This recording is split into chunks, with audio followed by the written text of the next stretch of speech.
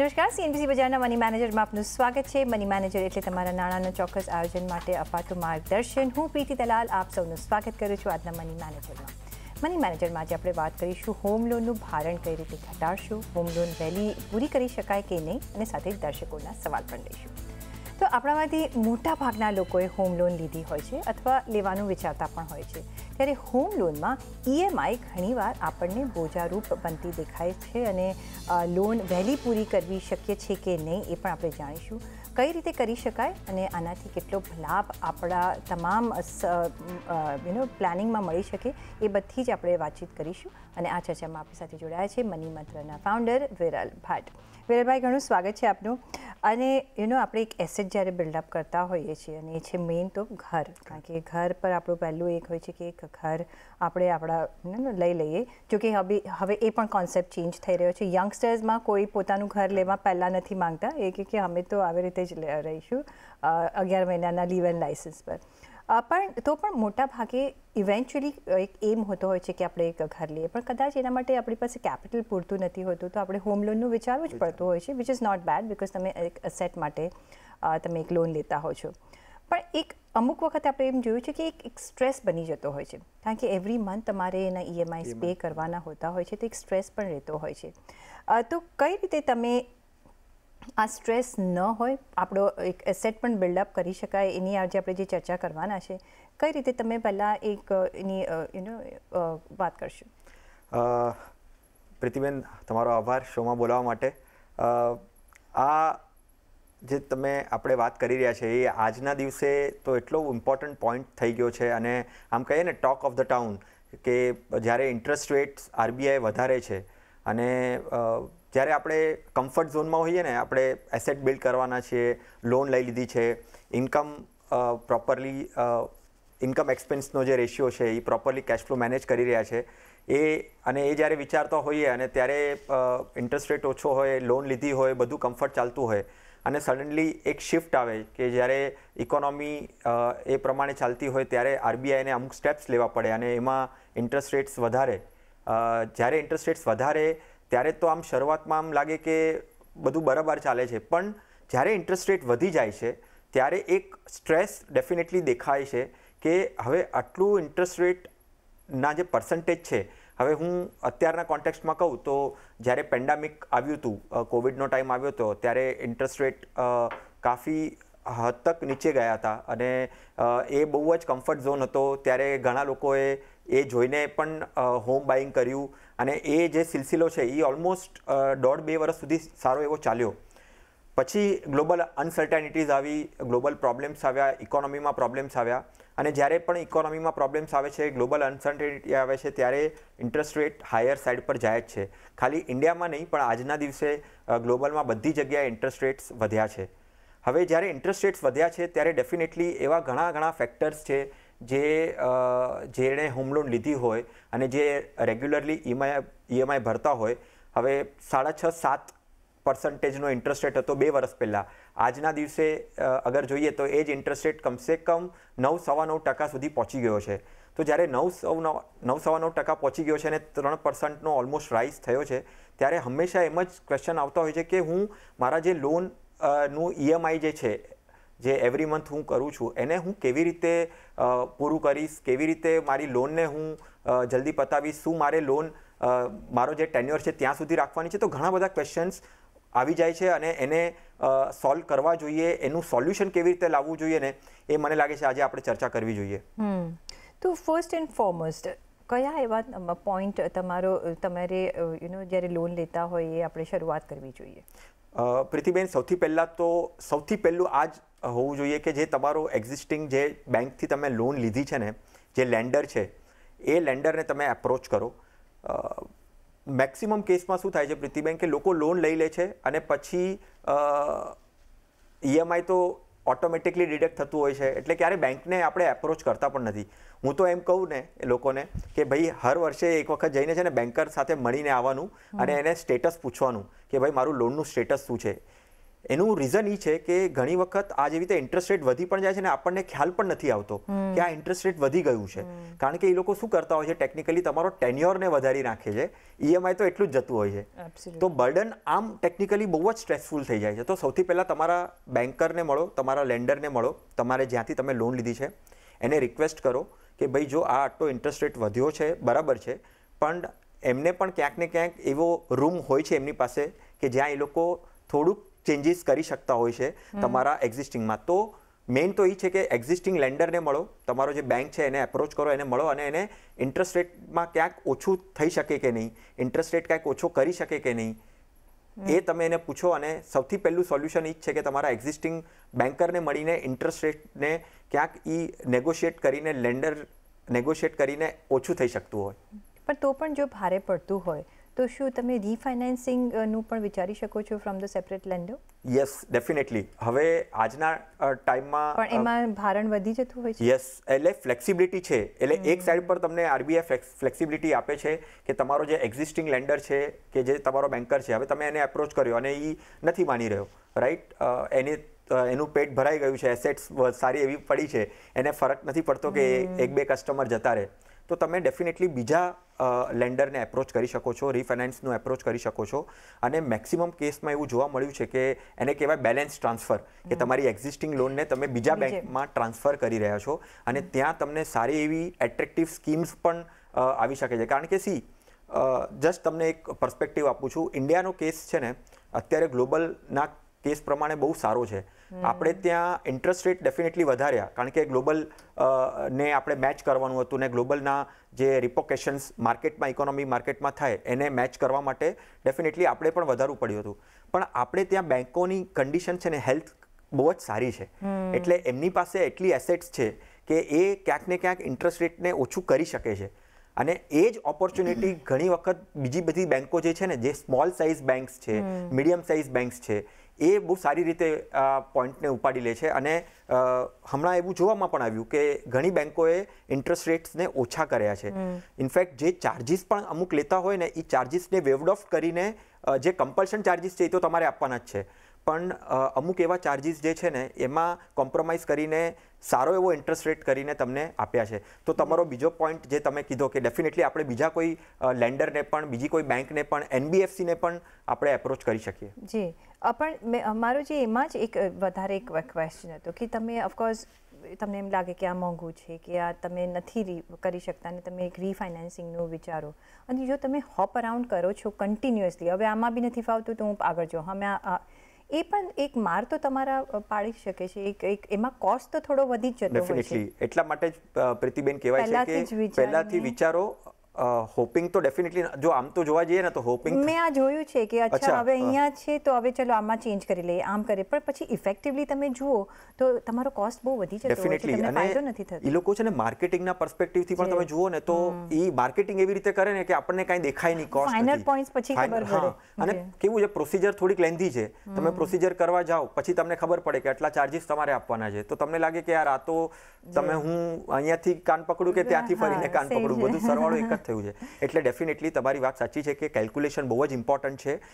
Calculation કરો પર્સપેક્ટિવથી અને એને પૂછો કે ભાઈ શું ચાર્જિસ છે, પહેલો ચાર્જિસથી લઈને એન્ડ સુધીના જેટલા પણ ચાર્જિસ છે તું મને કહે, અને પછી કેલ્ક્યુલેશન કર એક વખત કે ભાઈ આટલું અગર હું ન કરું તો શું ફરક પડશે, અગર કરું તો શું ફરક પડશે. એટલે બધા જ ક્વેશ્ચન પૂછી લેવાના. આપણે લોન લેવાની છે, આપણે રીપેમેન્ટ કરવાનું છે, એટલે આપણે બધી જ ક્લેરિટી પછી જ તમે અપ્લાય કરજો. અને બેંક સાથે જઈને વાતચીત કરવી જોઈએ, જેમ વિરલભાઈએ કહ્યું કે અમુક આપણને એવા કોસ્ટ હશે કે દેખાશે, અમુક હિડન કોસ્ટ હોતા હોય છે જે આપણને નથી દેખાતા, એટલે એક એનું સમજ કરીને જ પછી તમારે લોન લેવી જોઈએ. પણ એક બીજું ઓપ્શન હોતું હોય છે જે મેં જોયું છે કે તમારી પાસે જો સગવડ હોય તો એક EMIનો જો તમે અમાઉન્ટ ઇન્ક્રીઝ કરી દો તો તમારી એક વહેલા રીપેમેન્ટ થઈ જતી હોય છે લોન, પણ જેની પાસે સગવડ હોય છે. શું આ એક ઓપ્શન આપણે જોઈ શકાય અને કઈ રીતે એનું કેલ્ક્યુલેશન કરવું? આ સગવડને ડિસ્કસ કરવું એટલું જરૂરી છે ને, કારણ કે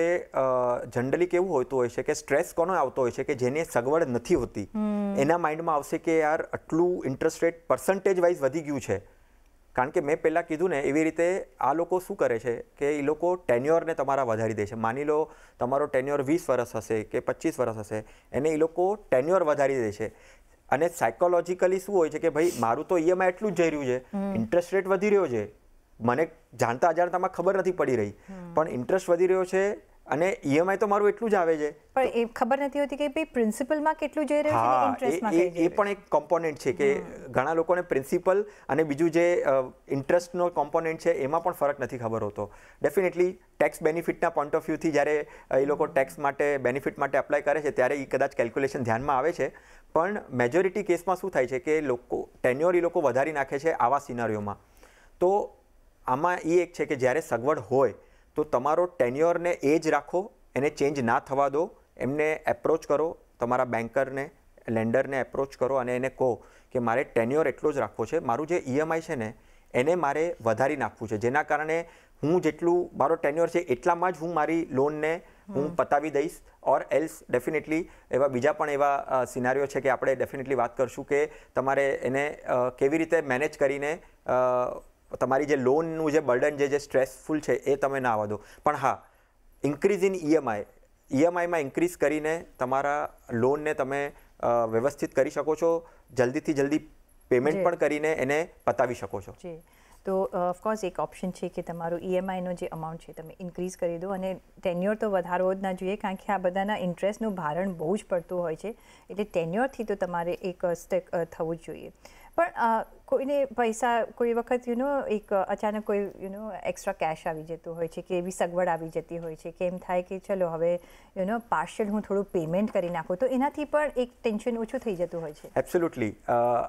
આ જે મહિનાઓ જે છે એપ્રિલ મેના મહિનાઓ, એમાં એવા જોવામાં મળ્યું છે કે કોર્પોરેટ્સમાં જે જોબ કરતા હોય ને એમને ઇન્સેન્ટિવ અને બોનસીસ આવતા હોય છે, પે રાઇઝ આવતો હોય છે. તો હવે આ વખતે તો એવું થયું છે ને કે ડેડલી કોમ્બિનેશન છે, ઇન્ટરેસ્ટ રેટ પણ વધી ગયો છે, હોમ લોનનું સ્ટ્રેસ પણ આવી રહ્યો છે, અને સાથે અગર મને એક્સ્ટ્રા કેશ આવી છે, એવા એક્સ્ટ્રા કોઈ પૈસા આવ્યા છે કે કોઈ મેં ઇન્વેસ્ટમેન્ટ કરેલું છે એની કોઈ એવી મેચ્યોરિટી આવી છે, તો હંમેશા જે ફાઇનાન્શિયલ એડવાઇઝર્સ હોય ને એના સામે ક્વેશ્ચન્સ આવતા હોય, એટલે ઇન્વેસ્ટર્સ ને ક્લાયન્ટ્સ હોય ને એ જતા હોય અને પૂછતા હોય કે ભાઈ હવે મારે આ પૈસાનું કરવું શું.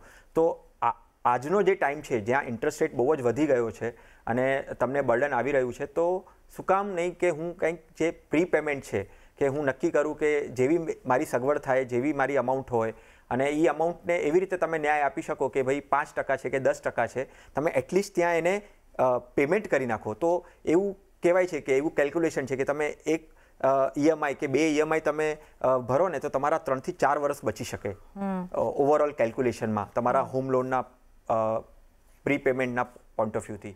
તો ડેફિનેટલી પાર્શિયલ પ્રી પેમેન્ટ વિચારી શકાય અગર એક્સ્ટ્રા કેશ, બોનસ, ઇન્સેન્ટિવ કાંઈ મળ્યું હોય એનાથી તમારા જે હોમ લોન જે છે ને એને. અને આની સાથે જ એક અટેચ પોઈન્ટ છે પ્રીતિબેન, હું અહીંયા મેન્શન કરવા માંગુ છું. આ તો અત્યારે પાર્શિયલ પેમેન્ટની પણ વાત કરી રહ્યા છે. પાર્શિયલ પેમેન્ટ અગર આવી રહ્યું છે, થઈ રહ્યું છે કોઈ એક્સ્ટ્રા કેશથી ને પૈસાથી, તો ડેફિનેટલી ગુડ. પણ જ્યારે અગર હું હવે આ ઓલ્ડ અને ન્યૂ રિજીમની વાત છે ટેક્સ બેનિફિટના પોઈન્ટ ઓફ વ્યૂથી, માની લો તમે ન્યૂ રિજીમમાં છો, તમને ટેક્સ બેનિફિટ પણ મળવાનો નથી, બરાબર છે, અને તો તમે જેટલું પ્રી પેમેન્ટ કરી શકો ને 5-10% છોડી દો, તમે 20%, 30%, 50% સુધી પણ પ્રી પેમેન્ટ કરી શકો ને, તો લાયબિલિટી એક લાયબિલિટી છે. લાયબિલિટી જેટલી જલ્દી ખતમ થાય ને એ લોકોએ વિચારવું જોઈએ. કન્વિનિયન્સ તમને ડેફિનેટલી બેંક આપે છે, બરાબર છે, પણ પૈસા વધારે એ લોકો લઈ જાય છે તમારા ખીચામાંથી. તો કેમ નહીં, અગર મારી પાસે સગવડ હોય તો હું પ્રી પેમેન્ટ ના કરું. તો એવરી યર કેટલું આપણે એક પ્રી પેમેન્ટ કે એક્સ્ટ્રા પેમેન્ટ કરવાનું એક બજેટ રાખવું જોઈએ કે એક ટાર્ગેટ રાખવું જોઈએ? મારા ખ્યાલથી મેં જેટલું કેલ્ક્યુલેશન કરેલું છે, અગર તમે 5 to 10% ટાર્ગેટ કરો એવરી યરના, તો ડેફિનેટલી મને લાગે છે કે માની લો તમારી લોન પ્રેક્ટિકલી, હું તમને મારા લોનની પણ વાત કરું પ્રીતિબેન, મારી લોન જે હતી 25 વર્ષની લોન હતી, અને મેં એવી રીતે ટાર્ગેટ કર્યું કે હું 5-10% every year definitely tax benefit તો લેતો જ રહીશ, કારણ કે એની પણ એક લિમિટ છે, એનાથી વધારે તો મળશે નહીં, અને મારું પ્રિન્સિપલ અને EMIનું કોન્ટ્રીબ્યુશન એટલું વધારે હોય તો હું 5 to 10% એટલીસ્ટ ટાર્ગેટ રાખી શકું છું. અને એનાથી શું થશે કે મારી જે લોન છે ને એ 20 વર્ષની હશે કે 25 વર્ષની હશે, તો એ 7 થી 10 વર્ષમાં મારી પૂરી લોન હું પતાવી શકું છું અગર હું પ્રી પેમેન્ટ કરતું. અને પહેલાં તો કેવું હતું કે RBI ચાર્જિસ લગાડતા હતા પ્રી પેમેન્ટના, અને હમણાં લાસ્ટ 5-6 વર્ષથી તો આરબીઆઈ કોઈ ચાર્જિસ પણ નથી લગાડતું. તમે સ્ટ્રેટ હવે બેંકમાં જઈને પણ કરી શકો છો, એમને ચેક આપી શકો છો કે મારે પ્રી પેમેન્ટ કરવું છે, નો ક્વેશ્ચન આસ્ક. બેંક કોઈ ક્વેશ્ચન ના કરી શકે તમને. તમારા ઉપર છે તમારે પ્રી પેમેન્ટ ક્યારે કરવું, કેટલું કરવું. જી, તો પ્રી પેમેન્ટ આપણે કરીએ તો કોઈ એક્સ્ટ્રા ચાર્जेस નથી, કોઈ ચાર્જિસ નથી. પણ સપોઝ આપણી જે ટેન્યોરની જેટલી લોન હોય ને એ ટેન્યોર પહેલા આપણે આખું પેમેન્ટ કરી દેવું હોય તો એમાં કોઈ ચાર્जेस ના, એમાં પણ કોઈ ચાર્જિસ નથી. આરબીઆઈ ક્લિયરલી ડાયરેક્શન્સ આપેલા છે, તમે પાર્શિયલ પેમેન્ટ કરો કે ફૂલ પેમેન્ટ કરો એમાં કોઈ ચાર્જિસ નથી. ખાલી હા એક છે, સ્ટાર્ટિંગમાં જ્યારે તમે લોન લો તો 1-2 વર્ષમાં કંઈક તમે પૂરી પેમેન્ટ ના કરી શકો એવો કંઈક પ્રોવિઝન્સ છે, પણ after paying the EMI 2-3 years તમે ડેફિનેટલી તમારું ફૂલ પેમેન્ટ પ્રી પેમેન્ટ પણ કરવું હોય તો તમે કરી શકો છો. તો એ એક ઓપ્શન પણ રહે છે જો તમારે એક એક્સ્ટ્રા સોર્સ ઓફ મની આવી જાય છે ને તમારે જો પેમેન્ટ પ્રી પેમેન્ટ, અને એ આઈ થિંક એ પાછલા વર્ષોમાં જ્યારે વધારે આવી શકે પોસિબલી, કારણ કે થોડી આપણી લોન ઓછી થતી જાય ને તમારે એ તમે ડિક્રીઝ કરી શકો છો. પણ સાથે જે એક લાસ્ટ મારે જે સવાલ પૂછવો હતો, શું તમે એક એસઆઈપીમાં એક ઇન્વેસ્ટમેન્ટ કરી શકો આ પેમેન્ટ માટે, તમારે જે એવરી યર જે એવરી મંથ જે ઈએમઆઈ કરવાનો હોય, અને શું એમાં એને લીધે એક આપણે એક કોસ્ટ સેવ કરી શકીએ અને આપણો જે ઈએમઆઈનો ફિગર છે એમાં થોડું ઇન્ટરેસ્ટ પણ મળી જાય તો આપણને તો આપણા પર ભારણ થોડું ઓછું થઈ જતું હોય છે. પ્રીતિબેન, એવું કેલ્ક્યુલેશન કરેલું છે મેં, અને આ હંમેશા હું એનો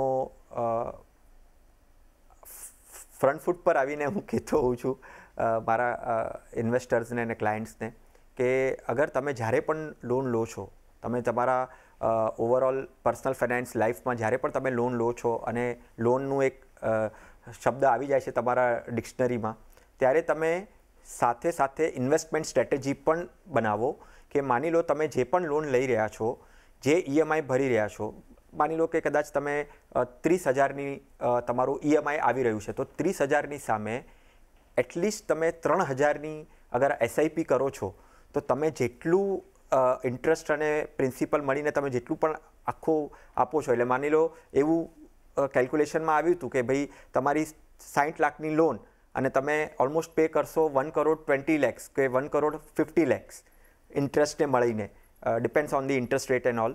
પણ અગર તમે ડબલ આપી રહ્યા છો, એટલે તમે એક ઘર બનાવવા માટે, ઘરમાં રહેવા માટે, એસેટ બનાવવા માટે ઓલમોસ્ટ તમે ડબલ પે કરી રહ્યા છો, તો એનું સોલ્યુશન કરવા માટે એક એસઆઈપી એક સારું એવું ટૂલ છે કે જ્યાં તમે જેવી તમારો ઈએમઆઈ સ્ટાર્ટ થયો ને એનું એટલીસ્ટ 5-10% જે ઈએમઆઈનું છે 5-10% તમે એસઆઈપી કરશો, અને જેટલું તમારું લોનનું ટેન્યોર છે બરાબર છે એટલું જ તમે એસઆઈપીનું ટેન્યોર રાખશો, અને એનું રિટર્ન અગર 12-14% પણ આવ્યું, માની લો એસઆઈપીમાં મ્યુચ્યુઅલ ફંડમાં 12-14% આવ્યું, તો તમારી જેટલું પણ તમે ઇન્ટરેસ્ટ એડિશનલ આપેલું હશે ને તમારા લોન ઉપર એ આખું પાછું મળી જશે તમને.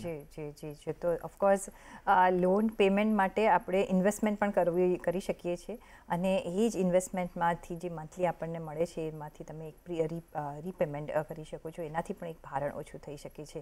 તો ઘણા બધા વિકલ્પો હોતા હોય છે. આપણે જો એક એસેટ બિલ્ડ કરવા માટે જો લોન લેતા હોય છે તો કઈ રીતે રીપેમેન્ટ કરવું એના માટે પણ આપણે રસ્તાઓ શોધવાના હોય છે, જેથી આપણી રાતની ઊંઘ ખરાબ ના કરવી જોઈએ, અને જે ઘર માટે લીધી છે એ જ ઘરમાં આપણે આરામથી સૂઈ શકીએ એવું જ આપણી નીતિ હોવી જોઈએ.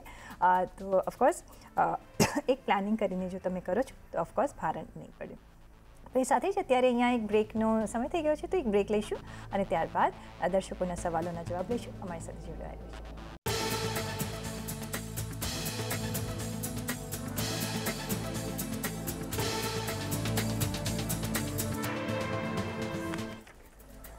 બ્રેક પછી આપનું સ્વાગત છે ને હવે શરૂઆત કરીશું દર્શકોના સવાલોના જવાબ સાથે. તો જે પહેલો સવાલ આવી રહ્યો છે રાજેશ સંઘવીનો. એમણે કહ્યું છે કે 30 સપ્ટેમ્બરે આ વર્ષે રિટાયર થઈ જશે અને મને સપ્ટેમ્બર 2021થી 4,046નું EPS પેન્શન મળે છે, અને 90 લાખનું એમને એક નિવૃત્તિ ભંડોળ પણ મળશે, અને 20,000નું પેન્શન પણ એમને શરૂઆત થઈ જશે.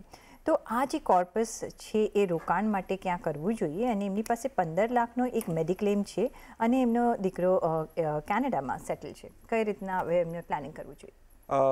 જેટલું મને સમજાવ્યું પ્રીતિબેન આ રાજેશભાઈના ક્વેશ્ચનથી, આમ તો મને લાગે છે કે એમને કોઈ ડિપેન્ડન્સી નથી, કારણ કે છોકરો સેટલ થઈ ગયો છે કેનેડામાં, તો કેશ ફ્લોના પોઈન્ટ ઓફ વ્યૂથી એમને પેન્શન્સ પણ આવી રહ્યું છે ઓલમોસ્ટ 25-26 હજારનું. 90 lakhs અગર એમની પાસે આવી રહ્યા છે અને એ 90 lakhsને એમને પોઝિશનિંગ કરવું છે, તો એ કોમ્બિનેશન કરી શકે. એટલીસ્ટ એને 60-40% 60% એમણે ડેટમાં ઇન્વેસ્ટમેન્ટ કરવું જોઈએ અને 40% એમણે ઇક્વિટીમાં કરવું જોઈએ, કારણ કે અગર લોન્જિટિવિટી અગર 80-90 વર્ષ સુધી જીવી ગયા, તો જે 30 વર્ષ જે છે એ 30 વર્ષ કેશ ફ્લો અગર મેન્ટેન કરવો છે તો એના માટે ઇક્વિટીની જરૂર પડશે. સ્ટાર્ટિંગના વર્ષો 5 વર્ષ 10 વર્ષ જે છે સ્ટાર્ટિંગમાં એ એના ડેટથી પૂરા કરી શકે અને એ 60%માં એ એલોકેશન ફિક્સ ડિપોઝિટ્સમાં કરી શકે, બોન્ડ્સમાં કરી શકે, પિયર ટુ પિયર લેન્ડિંગ કરીને એક નવું ઇન્વેસ્ટમેન્ટ પ્રોડક્ટ છે જે એફડી ફિક્સ ડિપોઝિટ્સ જેવું જ થોડુંક છે એનું ફંક્શનિંગ, એ એક્સપ્લોર કરી શકે.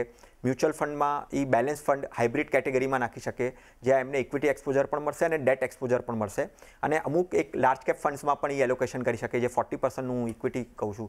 તો ઓવરઓલ 90 lakhsનું એક્સપોઝર એ અગર 60-40 60% ડેટ અને 40% ઇક્વિટીમાં કરશે તો ડેફિનેટલી 70-80-90 યર્સ સુધી એમનું ઓવરઓલ કેશ ફ્લો મેન્ટેન કરી શકશે. ઓકે, તો તમે કરી શકો છો, ખાલી એક પ્લાનિંગ કરવાનું છે.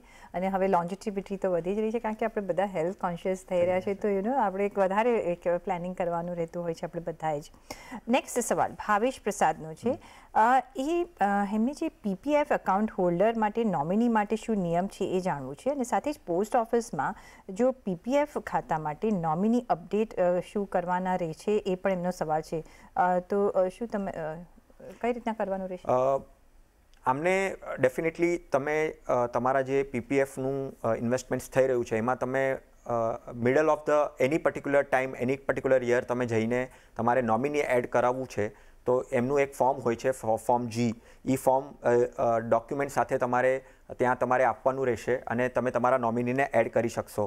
હવે તમે નોમિનીને એડ કરાવ્યું અને અનફોર્ચ્યુનેટ ડેથ થઈ ગઈ, તો જે નોમિની તમે એડ કરાવ્યું હશે એ નોમિનીને અગર પૈસા ક્લેમ કરવા હશે તો પણ એના એક સર્ટન ડોક્યુમેન્ટ્સ આપીને તમે એ નોમિની એ જે પીપીએફનું જે ક્લેમ છે એ ડેફિનેટલી કરી શકે છે. અને અગર તમે સપોઝ વિલ બનાવી હશે અને વિલમાં જે નોમિની નાખેલું હશે જેનું નામ, એ પણ એને સરપાસ કરી શકે છે. એટલે અગર માની લો તમે નોમિની ન બનાવ્યું અને તમે વિલ બનાવેલી છે અને વિલમાં જે નોમિની લખેલું છે એ જે મેમ્બર હશે એ આવીને પીપીએફના પૈસા ક્લેમ કરી શકશે.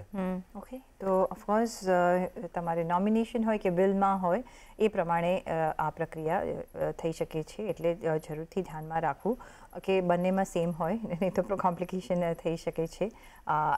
એટલે ઓફકોર્સ આ એક પ્રાવધાન છે. પણ એ સાથે જ રજા લેવાનો સમય થઈ ગયો છે. વિરલભાઈ, ઘણો આભાર તમારો અમારી સાથે આજે જોડાવા બદલ.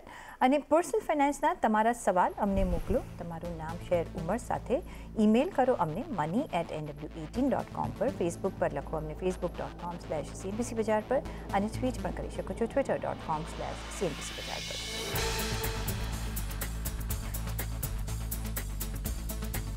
સાથે જ મની મેનેજરના એપિસોડમાં બસ અત્યારે આટલું જ. પાછા મળીશું નેક્સ્ટ એપિસોડમાં. ત્યાં સુધી આપશો રજા.